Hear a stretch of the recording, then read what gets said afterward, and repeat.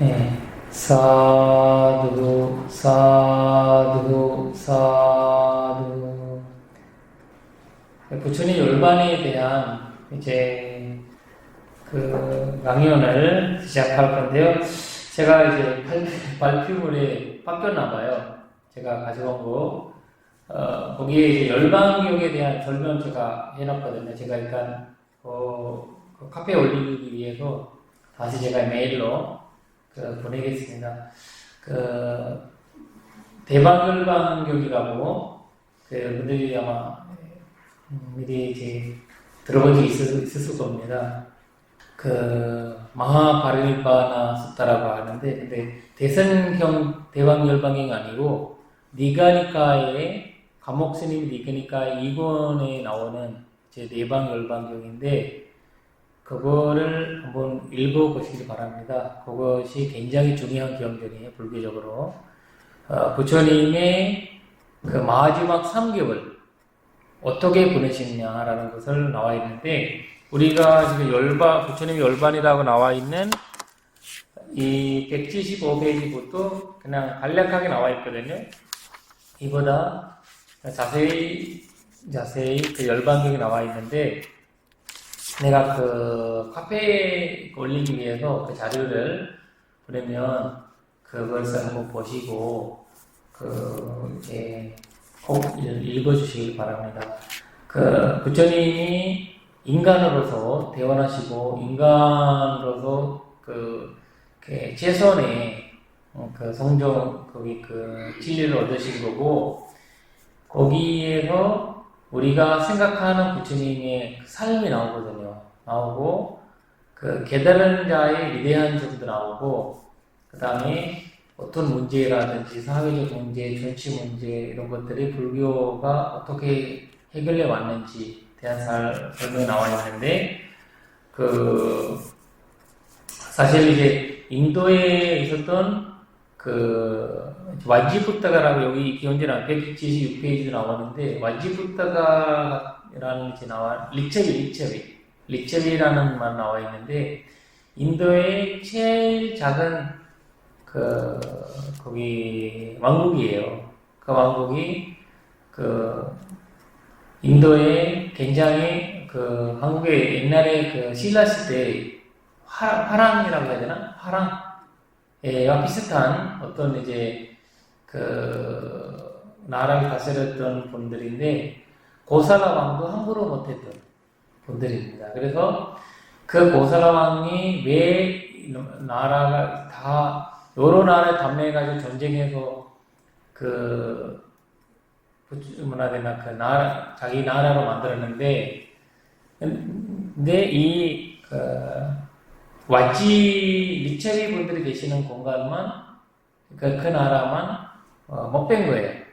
사실 큰 나라도 아니거든요. 큰 나라도 아니고 조그만 나라인데, 계속 못해서 부처님한테 질문을 하는 거죠. 근데 부처님은, 하시는 말씀이, 될 수 있으면 이 나라를 건드리지 말아라. 이런 말을 하십니다. 될 수 있으면. 근데 부처님 계신 시대도 전쟁을 하고, 사람 죽이고, 여러 가지를 있었던 시대예요. 그러니까 모든 문제들이 있었어요, 부처님 시대에도.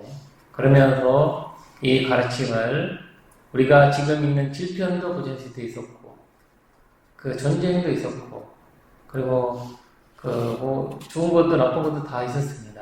그러면서 그런 시대에 이 부처님 말씀은 항상 전제할 수 있고, 항상 우리가 이제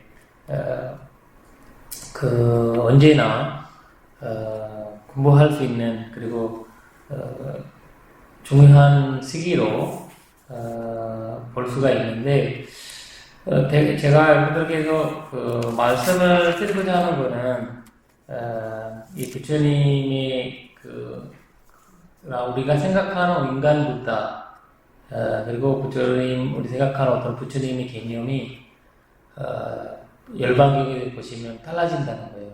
그렇다고 해서 부처님을 그냥 징그러 보는 거 아니라, 또 부처님의 위대함을 느끼고, 우리가 좀 현실적인 부처님의 가르침을 더 느끼지 않을까라는 생각이 듭니다.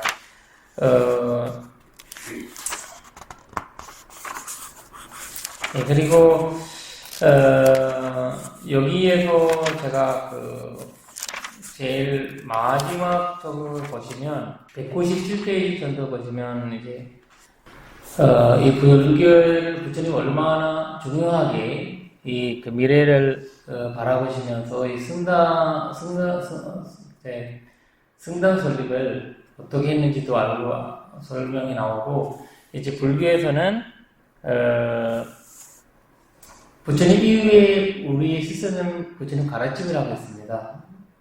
부처님 말씀이 우리의 스승님입니다. 그래서 어떤 사람으로 의지하는 게 아니라 우리는 법으로 의지하고 삽니다. 그래서 부처님 말씀을 항상 가까이 하고 의지하고 그렇게 살아가는 것이 중요하다고 하고, 모든 문제들이 만약에 내가 이문이 생기면, 문제가 생기면 부처님 말씀과 맞는 건지 또 이제 살펴보는 것이 중요하고, 그리고 모든 것은 변화하고 없어지는 마련이고, 인연으로 인해서 만들어진 모여진 모든 것들은 흩어지는 거, 없어지는 거 마련이고, 그래서 부지런히 게으르지 말고 방일하라, 존징하라, 이런 식으로 부처님이 마지막 말씀하시면서, 그리고 부처님이 우리가 이제 부처님 일대기를 배울 때도 이야기를 계속 반복해서 제가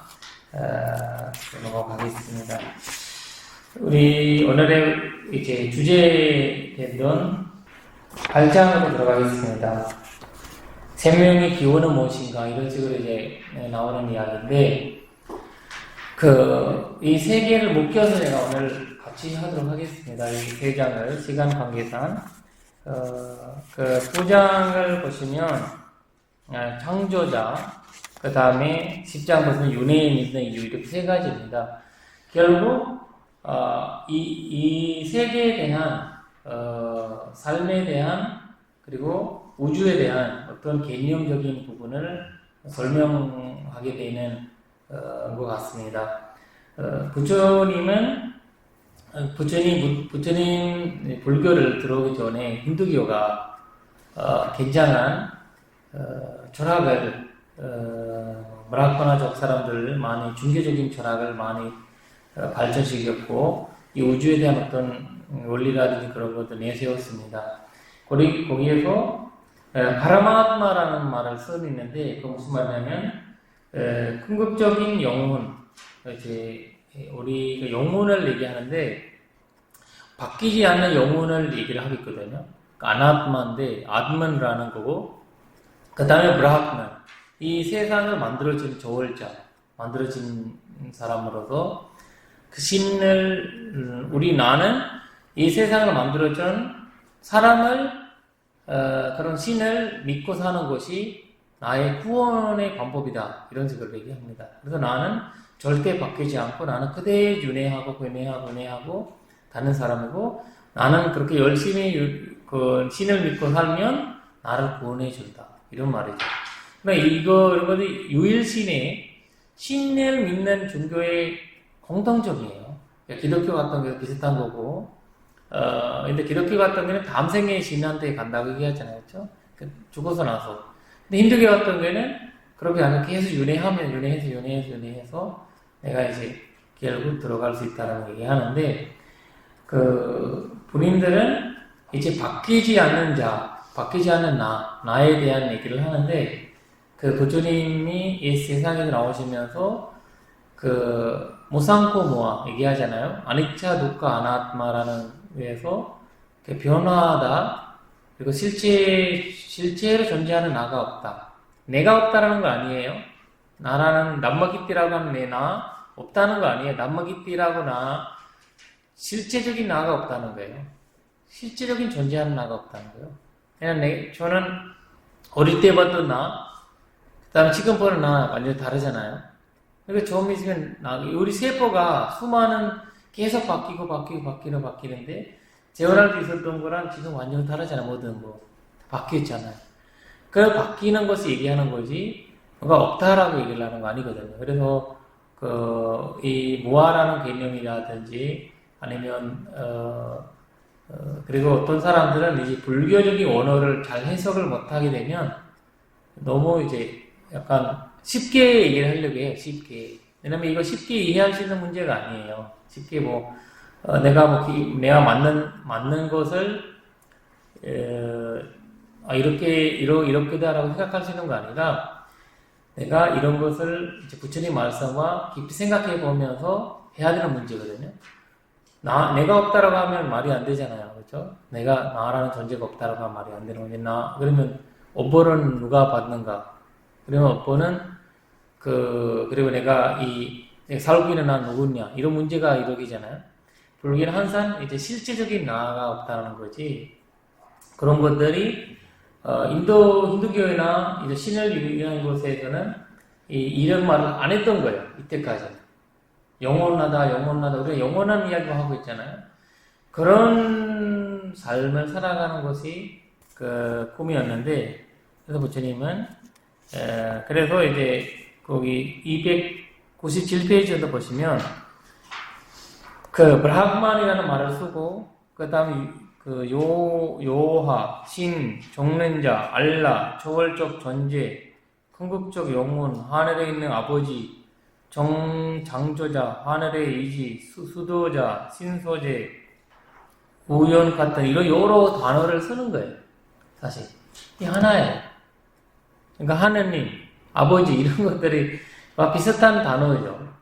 그러니까 나를 만들었기 때문에 나를 이 세상에 만들었다. 근데 한산이 윤회에 대한 놀라움이 많이 있는 거예요. 사실 서양 철학에도 그렇고 동양 철학에서도 그렇고. 내가 진짜 윤회를 하는가? 근데 진짜 내가 윤회하고 있는가? 다음 생이 진짜 있는가? 이런 문제들. 이 부처님 단시에도 이거 있었단 말이에요. 근데 우리가 명심해야 되는 건 뭐냐면, 부처님 단시에는, 부처님이 솔법하실 때, 깨달음 얻기 전에는, 비산초, 비비산초 가지, 얻었던 사람들이에요. 사선절 들어가는 사람들이 있었다는 거예요. 그리고, 다음 생에도 보고, 과거에도 어마어마한 세월을 볼 수 있었던 사람들이었어요. 그 사람들 앞에서 부처님 말씀하신 거거든요. 그러니까 이 불교 만약에 다음 생이 없다고 하면 불교가 50% 부전되어 버리는 거예요. 불교가 없어지도 없어지고 다 없어요. 그러나 이 다음 생 없다, 뭐 전생 없다 이런 말을 해버리면 불교는 부처님 말씀의 경전의 50%가 쓸모가 없어버리는 거예요. 그러나 불교는 윤회를 믿는 존재라고 볼 수가 있어요. 윤회를 인정하는 존재라는 거고. 근데 윤회를 인정한다는 자체는 영원한 사람을 인정하는 거 아니에요. 그걸 진짜 착각을 하는 거거든요. 힌두교와 우리가 관세보살님한테 기도를 하잖아요, 일본들이. 근데 관세보살님한테 기도를 할 때 관세보살님이 중생이라고 생각해야 돼요. 관세보살님이 조월적인 존재다라고 생각하면 안 돼요. 관세보살님이 부처님이 아니잖아요. 부다가 아니에요. 담진지를 갖고 있는 사람이에요. 담진지 갖고 있는 어떤 존재예요. 그러니까 어떤 조월적인 존재로 보면 안 된다는 거예요. 그러면 그걸 신두교가 되어버려요. 우리가 신한테 기도할 때도 마찬가지예요. 우리가 보살한테 기도할 때도 마찬가지예요. 보살님. 그러니까 지장보살이든 관세보살이든 누구한테 절대적인 존재를 믿으면 안 된다는 거예요. 그런 이거는 불교에서 부정해버리는 거죠. 불교에서. 이것이 부처님은 그런 어떤 조월적인 존재에 의지하는 걸 싫어해요. 불교가 부정해요. 그래서 그럼 관세보살의 기도를 왜 해야 되나?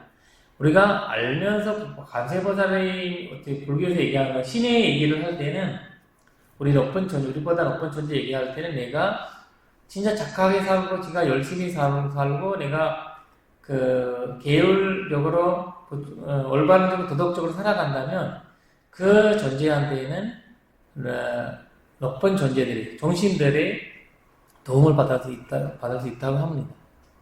약한 존재가 자꾸 의지하면, 내가 약하면 자꾸 의지하게 돼요. 내가 아무것도 없고, 없으면 자꾸, 법적으로, 부처님 말씀적으로 우리가 실력을 갖고 있다면 어딘가에 의지하지 않아요. 근데 어딘가에, 그렇다고 해서 우리가 그 뭔가 무시하는 건 아니에요. 무시하는 거 아니라 지혜로운 방식으로 믿어야 된다는 것은 불교의 입장이죠. 그래서 그 여기 보시면 거기 298페이지 정도 보시면 여러 서양 학자들의 어떤 이제 윤회에 대한 해석도 말씀, 그 신에 대한 해석도 말씀, 그다음 신이 부정한 어떤 말씀들이 그 많이 나와 있습니다. 여기 그 뭐 297페이지 제일 밑에 보시면 기독교는 궁극적인 기원의 가능성을 인정하면서 모든 것을 전능한 신의 명령에 돌리고 있다 이런 식으로 얘기하잖아요, 그렇죠? 그러면서 이 여러 사람들이 이런 만약에 신이 다 만들었다고 하면 이 세상에서 그 슬픔과 아픔과 이런 것들이 다양한 이 자별점은 굉장히 나쁜 행위로 받아들여야 된다. 그리고 그 하나님은 나쁜 존재로 봐야 된다. 이런 식으로 얘기를 하는 거죠. 그러면 그 불교에서는 이런 것들을 어떻게 보는가? 불교는 이 누군가 의해서 만들어지는 거 아니라 항상 얘기하는 거는 많은 것을 모여서 하나가 된다는 불교의 입장이에요.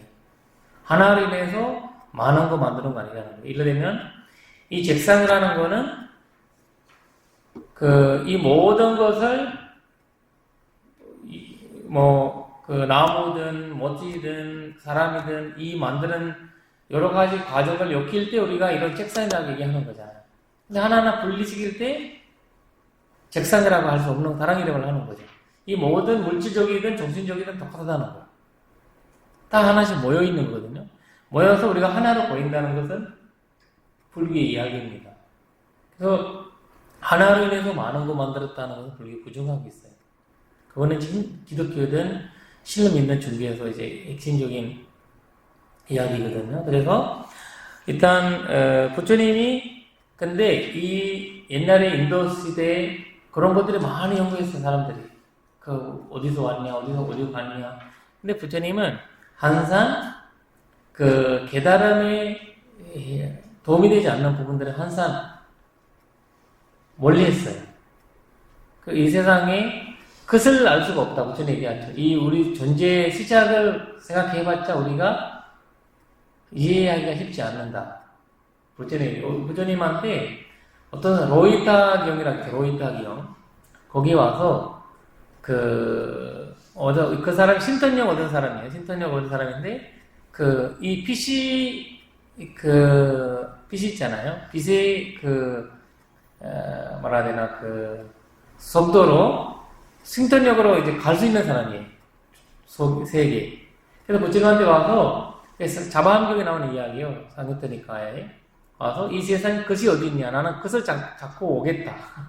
이런 얘기한 거예요. 그래서 부처님이 그래서 끝을 잡기를 못한다.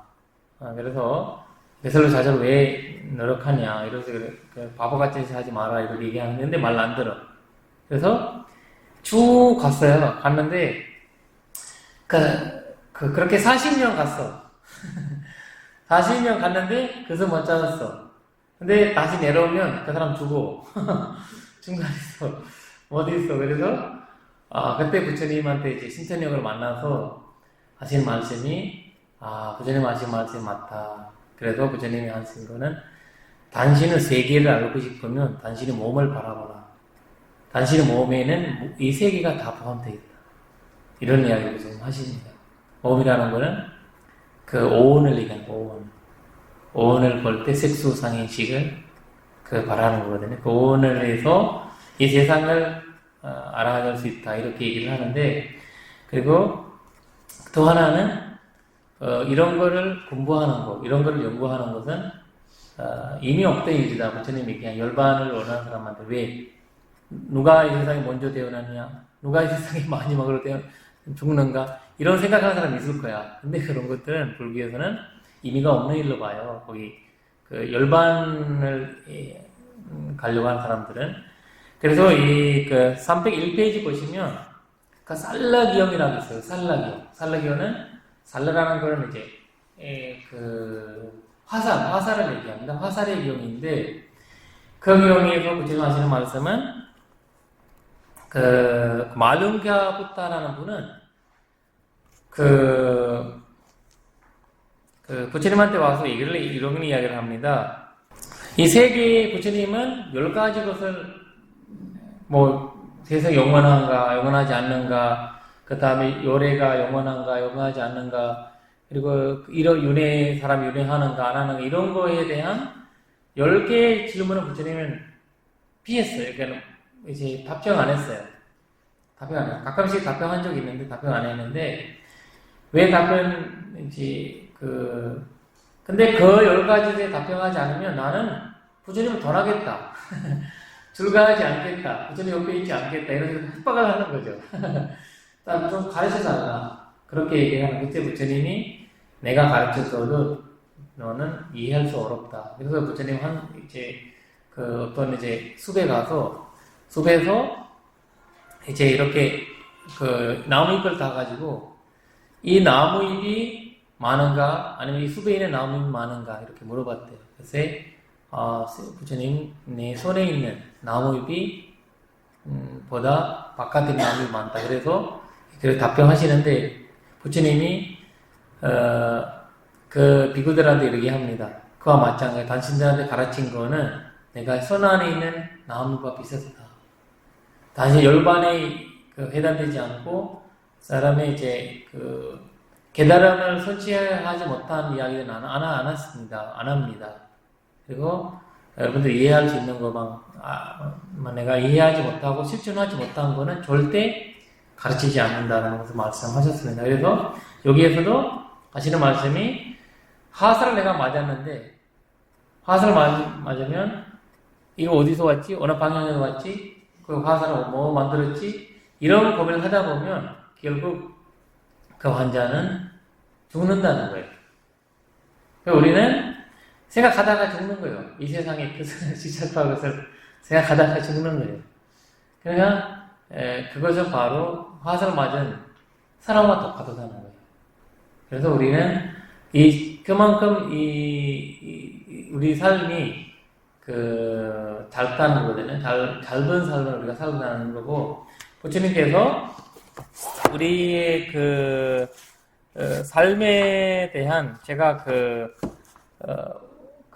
이거를 파워포인트에 올려왔는데 그걸 안 가져왔거든. 안 가져왔나봐. 잘못해서 자꾸 내가 실수를 하네. 일단 제가 이제 석사 논문을 쓸 때 죽음 줄생과 중요에 대한 논문을 썼어요. 석사 논문이. 제가 이제 불교에서 말하는 줄생과 죽음 문제가 어떻게 보는가. 아비달마 불교와 남방 불교의 중심을 해서 봤는데 거기에서 시간 되시면 나중에 인터넷 검색하면 나오는 거거든요. 그래서 여러분들 보시길 바랍니다. 제가 여기에서 나오는 우리 육계 색계 무색계가 있잖아요, 그렇죠? 육계 색계 무색계의 그 삶을 거기서 육계를 보시면 저희는 가말로카라고 합니다. 육계라는 걸 우리가 즐기는 거 좋아해요. 아니비설신 일을 해서 내 세상을 즐기는 거. 그냥 욕망을 갖고 사는 것이, 그게 지옥가도 그거 마찬가지고, 그 다음에 죽생으로 태어나도 마찬가지고, 사람으로 태어나도 마찬가지고, 신으로 태어나도 마찬가지인 거예요. 그래서 신도 별거 아닌 거예요. 불교에서 이해하는. 나와 비슷한 잔재고. 저 중간에서 있는 존재가 사람인데, 생각해 보세요. 2만 년 이후에 이 인류에 사는 인간이 비슷할 거예요? 지금의 인간이나 비슷할 거예요? 많아 달라질 거죠. 변하다는 거죠, 계속. 이 존재라는 거를 계속 변하고 달라지고, 몇억 명 이후에 인간이 또 다른 모습을 볼 수가 있는 거죠. 그러니까, 우리가 이제 지옥이 얘기하면 지옥도 우리가 부처님 알려져 있는 존재가 지옥이든 육계 색계 무색계를 더 이상 세계가 많이 있을 거예요. 있는데도 왜냐 부처님이 이 세상에 태어나는 자가 이제 부처님이 이제 그 윤회를 설명할 때 비유를 하잖아요. 수미산을 하얀 천으로 100년에 한 번씩 만져도 이렇게 그 수미산은 안 보이게 되고 없어지는데, 근데 내가 윤회한 도안은 안 보인다. 그만큼 비유를 하게 된다는 자체가 그만큼 이 나의 삶이 반복되고 살아간다는 거거든요. 근데 이제 여기에서 이제 중요한 거는 여기 그 윤회 믿는 이유에 나와 있거든요. 거기 몇 페이지라면 303페이지 보시면 그 중간에 어떤 빨리어로 되어 있는 말이 있습니다. 삼사라는 문자적으로 끊임없는 순환을 의미한다. 이런 게 나와 있죠. 그리고 그 아타살리는 아비다르마의 주석서거든요. 삼사를 다음과 같이 정의했다. 이렇게 나왔고, 윤회라는 말은 어떻게 하냐면, 윤회는 그 간단한 바티바티 나두아에타남체 아보진남 와타마나 산사로디 바우치 이렇게 해석을 하는 거예요. 왜냐면 간단한 거는 뭐예요? 간단한 거는 오온이에요. 색수상행식이에요. 그리고 나두아에타남체 나두아에타라는 거는 그 우리가 그 얘기하는 그 12조와 18개를 얘기합니다. 12조와 18개. 왜냐면 우리는, 이 나라는 존재는 오온과 12조와 18개. 나라고 얘기할 때. 남마기띠라는 이름을 쓰지만, 그 남마기띠라는 거 분리해버리면, 이 눈 하나, 키 하나, 코 하나, 이런 식으로 분리해버리면, 그 오온과 12조와 18개를 이게 이렇게 나눠지는 거예요. 분리되는 거예요. 분리되어버리면 남마기띠라는 존재가 없는 계속 이 18개를 모여서 12조 모여서 이게 가는 거거든요. 그래서 불교에서는 이러한 삶의 흐름은 어리석음과 가래에 찐행 땅에 빠져나오지 못하는 영원히 흘러갈 것이다. 이렇게 이제 우리가 계속 흘러가는 거지, 이런 식으로 해서. 그러니까 이것이 쉽게 이해할 수 있는 거 아니고, 이렇게 주의 깊이 볼 수 있는 지혜가 얻을 때 우리는 이해하는, 그러니까 내가 화를 그러면 내잖아요. 내가 화를 내는 이유가 없어지는 거예요. 담진지를 낼 수 있는 이유가 없어지는 거거든요. 왜냐면, 이 분리해버리면, 사람이, 부처님이 이제 어느 날에 부처님한테 이제 어떤 존자가 와서, 내가 기억하기로는 우팔리 존자 같은데, 거기 야이나기요의 어떤 신도인데 와서, 부처님한테, 물어봤어요. 이 세상이, 영원하지 않느냐, 그리고 이 세상을, 우리가 어떻게, 봐야 되냐, 이렇게 물어봤는데, 그래서 부처님이 물어보는 거예요. 당신이 뭐 타고 왔냐? 그때 나는 말차 타고 왔습니다. 그러면 그 말차에는 뭐 있습니까? 그때는 뭐 바퀴가 있고, 그 다음에 나무로 만들었지? 이런 거 다 한 부씩 분리해버리면 그 말차라고 부릅니까? 그때는 아닙니다. 그러면 말차라는 거는 다 합쳐질 때 말차라고 부른 거지. 그와 마찬가지로 우리도 색소상행식, 그 다음에 12조와 18개를 다 하나하나씩 분리시키면 나라는 존재로 실제적인 존재를 볼 수가 없다는 거죠. 그래서 그런 이제 가르침을 부처님이 이 윤회로 연결해서 말씀하시거든요. 그래서 좀 깊은 이야기고, 그 다음에 우리가 여러 이제 전문적으로 공부해야 되는 부분입니다. 그래서 내가 일단 여기 나오는 부분 여러분들이 앞으로 공부할 때 도움이 될 것 같아서 언급을 한 겁니다. 그리고 부처님 이제 사람이 대원하는 거 있잖아요. 사람이 대원할 때 이제 세 가지를 중요히 여깁니다. 불교에서는. 첫 번째는 이제 엄마 아빠에게 여기 그 302페이지 보시면 그 나와 있거든요. 세 가지가 제대로 결합될 때 생명이 이루어진다는 거거든요. 생명이 이루어진다는 거예요. 태어날 때 존재가 없을 때, 간담바는 윈냐나라는, 남반풀 쪽에서는 윈냐나라고 얘기를 하거든요. 윈냐나가. 시기 얘기하는데, 어머니와 엄마, 아버지에 결합되고, 그리고 어머니가 임신 가능 기간이 돼야 되고, 그 다음에, 식이 있어야 된다는 거예요. 그래서 어떤 사람들은 건강하고 문제가 없는데, 우리가 인연이 없어서, 아이가 없는 사람들 있잖아요. 그렇죠? 그래서 이제 가서 기도하라. 가서 뭐 부처님한테 기도하고, 하느님한테 기도하고, 기도하고, 그냥 자기 맞는 인연을 만들려고 노력하는 거거든, 사실. 불교에서는, 그래서 이런 기도 방법이라든지 그런 거 생긴 거예요. 그냥 마태로 기도가 생긴 거 아니라, 이런 원리로 인해서 그런, 좋은 인연들이, 어떤 나란 연애하면서 수많은 전생에서 있었던 어떤 인연들이 그리려고 있는 어떤 거 있거든요.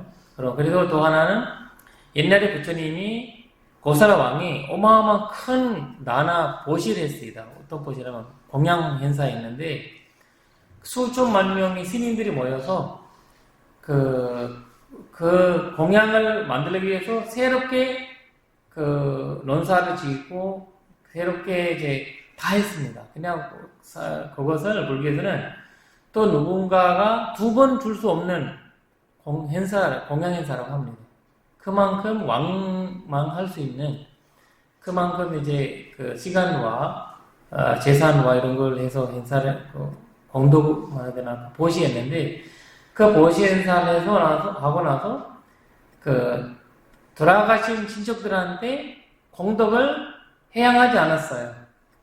근데 정생 잠자하는데 내가 윤회를 하면서 만났던 어떤 이제 정신들 어떤 이제 뭐 귀신이라고 해야 되고 아니면 뭐 어떤 존재들이 와서 악몽을 만들고 뭐 다음에 안 자게 해주고 이렇게 해준 거예요.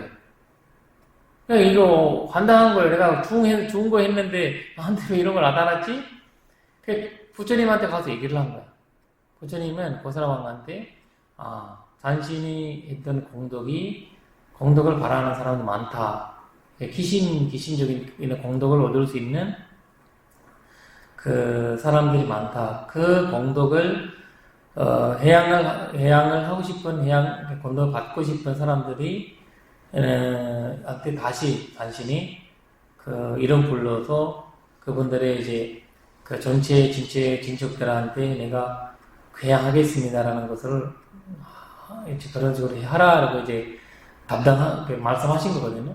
그러면서부터 우리가 이제 제사라든지 그런 이제 제사가 좀 다르겠지만 공덕을 해양하는 거예요. 제사라는 건 사실 공덕을 해양하는 거거든요. 내가 착한 일을 해가지고 이 착한 일을 했기 때문에 이 돌아가신 당신이 좋은 세계를 가설하는 거고 그렇지 않고 내가 나쁜 짓을 다 해가지고 가서 부처님한테 물 한 잔 올리면 그런 공덕 해양할 수는 없어요. 불교적으로 얘기하면. 그거 잘못된 방법이죠. 내가 이제 계율이 짓든 보시를 해든 뭔가 해서 착한 일을 해서 내가 이 착한 일을 인해서 이 사람을 잘 살게 되라는 이런 기원하는 거거든요.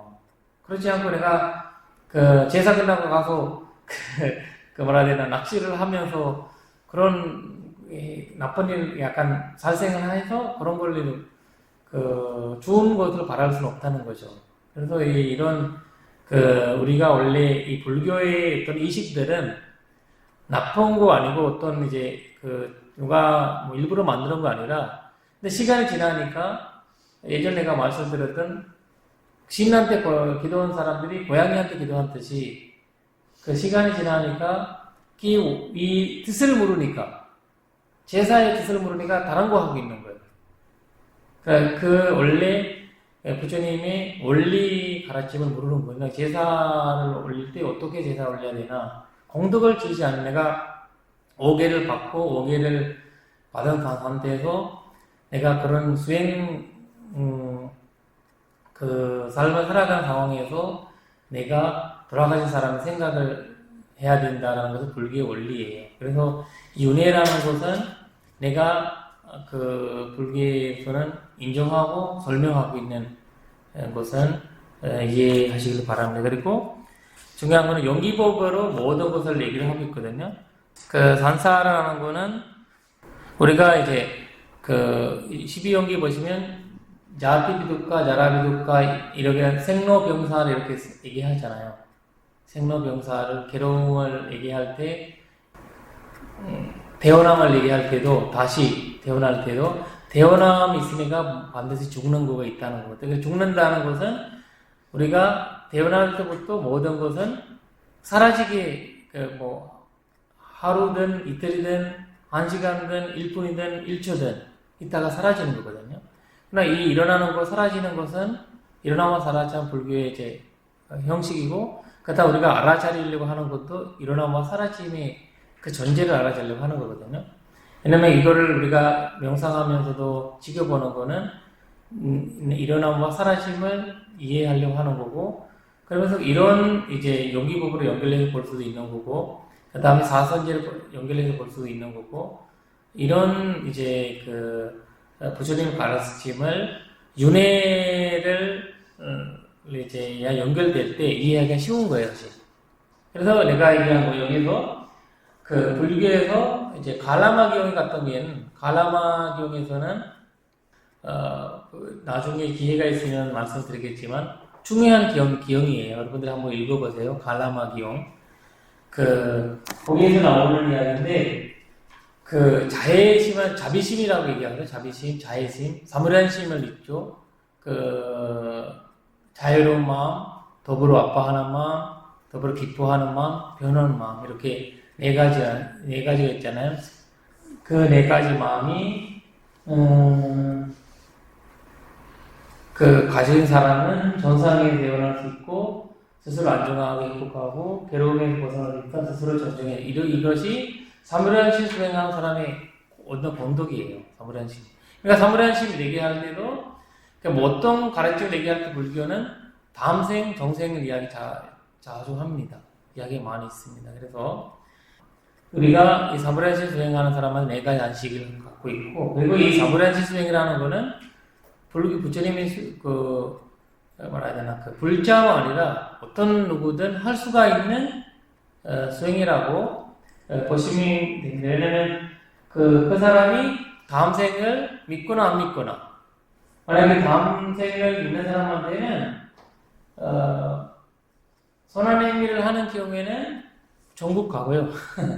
전국 가고 스스로 안정하고 행복한 지기는 이제 이득을 얻을 수 있는 거고 왜냐면 뭐 나는 다음에 태어나지 않는가 안다라고 생각하는 사람한테는 이런 자유로움이 있는 거죠. 이런 자유로움이 있는 거고 그 다음에 성한 행위를 하지 않는 사람한테는 지옥이 가는 거죠. 불교적으로 얘기하면 지옥인데 근데 지금 여기서 살면서 괴로움을 느낀다는 거죠. 그 사람은 이렇게 다음 생을 믿지 않는 사람은 그러니까 우리가 중요한 불교에서 말하는 거는 과거와 미래는 우리가 과거를 죄책감이 많으면 우리가 미래를 자꾸 생각하게 돼요. 미래. 현재 존실함을 생각하지 않거든요. 그래서 미래에는 희망이 있으니까 미래를 항상 미래를 생각하는데 불교는 과거와 미래, 윤회를 얘기하면서도 과거와 미래의 중요성을 얘기하지 않아요. 중요한 건 현재 내가 하고 있는 삶입니다. 그럼 여러분들이 숨을 마시고 내쉬는 그 순간이 현재라고 불교에서 해석하거든요. 그러면 그 순간이 알아차리면서 그 순간을 우리가 이해한다면 내가 앉아서 숨을 들이마시고 내쉬고 이해한다는 자체가 아니라 내가 이 숨을 들이마시고 내쉬는 순간에 내 마음이 드러나는 어떤 이제 본래든 선한 생각이든 어떤 생각이든 알아차리는 거거든요. 알아차릴 수 있다면 그 삶은 행복한 삶을 우리가 놓치기 때문에 자꾸 이제 여러 가지 깜빡했다 우리가 자꾸 깜빡하는 거죠. 놓치는 거죠. 놓치지 않으려고 노력을 하는 것은 바로 그 마음을 이해하는 거거든요. 이 순간에 내 마음을 어떤 화내는 마음인가 아니면 그 담진지를 일으키는 마음인가, 질투하는 마음인가, 그런 것들이 이해를 하는 거고, 그러면 질투심은 왜 생겼지? 그런 질투는 그 어떻게 하면 이거를 거기 없애는지, 이런 것들이 이제 우리가 배워가는 거고 공부하는 거는 이거 바로 수행이고, 그렇지 않고 우리가 어디 앉아서 그냥 날숨달숨 뭐 이렇게 생각하는 거 아니거든요. 근데 그걸 그 연습으로 인해서 내 삶을 적용해 볼 수 있는 능력이 그 불교에서 부처님 말씀이라고 이제 얘기를 하는 거고, 그리고 그러면서 부처님이 항상 이 업에 대한 믿음이, 일단 윤회에 대한 믿음이 없는 사람은 부처님의 가르침을 이해하기가 쉽지 않아요. 그래서 이런 것들은 그냥 공덕을 아무것도 모르잖아. 공덕에 대한도 모르고, 그 다음에 과거에 대한도 생각하지 않고, 그런 사람들한테는 불교를 믿기 어려워져, 불교의 가르침을 이해하기 어려워지는 거거든요. 그래서 우리는 뭐 꼭 윤회 다음 생을 믿어라, 다음 생에 이렇게. 근데 불교는 어떤 절대주의자, 누가 나의 삶의 주인이 나하고, 나라는 존재도 불교에서는 결국 이제 공하다고 보는 거잖아요. 그렇죠? 공하다고 보는 거. 나라는 존재도 사실 없다라는 것보다 중요한 말은 공하다라는 거죠. 그러니까 나 중심으로 모두 바라라고 하면서도 나가 공하다고 하는 것은 불교의 핵심이에요. 그런 굉장한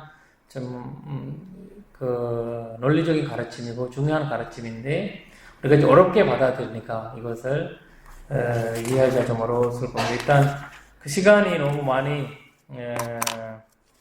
지나가고 있어서 제가 이제 마무리를 하도록 하겠습니다. 그 업에 대한 이제 강의와 윤에 대한 강의 같이 이제 이걸 생각하게 될 때 여러분들은 이 부처님 말씀을 좀 쉽게 이해를 할 수 있을 겁니다. 혹시 질문 있으신가요? 이해되지 않는 부분이라든지. 그리고 불교에서는 이런 순서를 알려져 있거든요. 이제 개종해를 중심으로 해서 깨달음을 열반을 얻을 수 있다는 자체이고, 왜냐면 우리가 계율을 지킨다고 해서 열반에 들어가는 거 아니에요. 계율을 왜 지켜야 되나 불교에서 얘기할 때, 계율을 지키는 이유는 내가 존중해야 되는, 내가 집중을 잘 돼요. 계율 지키는 사람. 내가 나쁜 짓을 하지 않으면 마음이 불안하지 않아요. 나쁜 짓을 하게 되면 마음이 불안해요. 그래서 전쟁에 거기 집중을 잘 되고, 그 다음 집중을 잘 되니까 지혜로운 마음을, 부처님 말씀, 요전에 비유를 하는데, 맑은 호수가 맑으면 밑에 보이잖아요. 거기 바닥이 잘 보여요. 그렇듯이 우리가 지혜 흔들리는 마음에서는, 너무 불안한 마음에서는 이거 쉽게 깊이 보기가 쉽지 않아서, 우리가 부처님 항상 이 개정회를 뭔가 계획을 지키면서 이제 명상하면서 삼매라고 하거든요. 삼매를 얻으시면서 지혜는 여기 위파사나 지혜를 얘기합니다. 일어나마 사라짐을 볼 수 있는 지혜, 그것을 볼 수 있는 거는 이 세 가지 세트가 내가 잘 극복해 나가면 결국 깨달음을 얻을 수 있다는 것은 불교의 핵심이거든요. 그래서